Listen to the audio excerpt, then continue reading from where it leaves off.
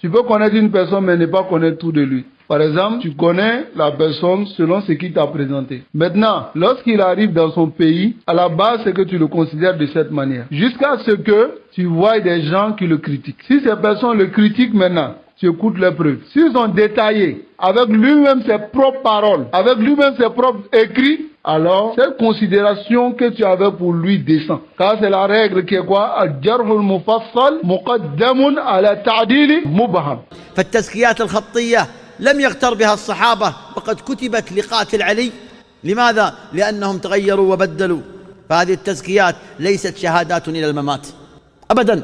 فإذا انحرف المنحرفون وإن تلقوا العلم عن العلماء والكبار فإنهم قد خالفوهم وانحرفوا كما خالف الخوارج الصحابة. Ça c'est ta'dil al-mubaham. Ça c'est l'éloge global. Par exemple, tu connais la personne selon ce qu'il t'a présenté. Maintenant, lorsqu'il arrive dans son pays, à la base, c'est que tu le considères de cette manière. Jusqu'à ce que tu vois des gens qui le critiquent.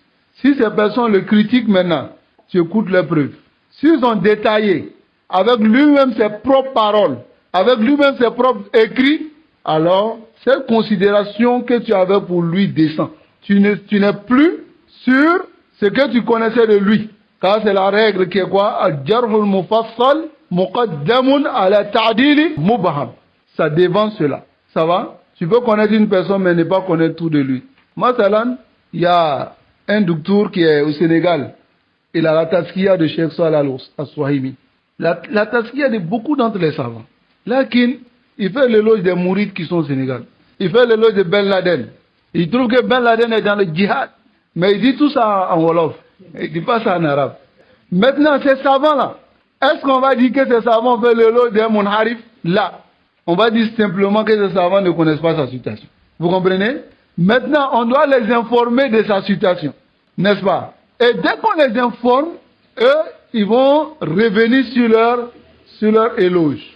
C'est compris? Et comprenez aussi que l'éloge ne reste pas sur la personne comme une étiquette.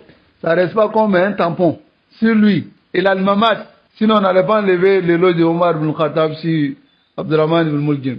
Celui qui a tué Ali ibn Abi Talib. Donc, si le jour il dévie, moi j'ai fait l'éloge, il est obligatoire pour moi de revenir sur ma parole. Dire que je connaissais cela de lui, mais ce qu'il dégage, aujourd'hui je ne sais pas ça de lui. Donc, ne l'écoutez pas jusqu'à ce qu'il revienne. Quand il dit par exemple à une personne n'écoute pas un tel, il dit mais toi-même là, toi t'es qui? Tu es qui pour dire ça? C'est comme tu dis voilà un voleur à la personne. C'est un braqueur. Et puis t'es qui pour me dire ça? Tu me dis qu'il est braqueur. Il faut partir. Va. Ce qui va arriver là-bas, tu vas pas voir. C'est comme ça. Tu veux aider des gens, eux-mêmes ils te disent des paroles qui sont pas bonnes. Nasrallah, la fiya wa salama. Qu'Allah nous préserve. Qu'Allah nous guide sans fin sur le droit chemin.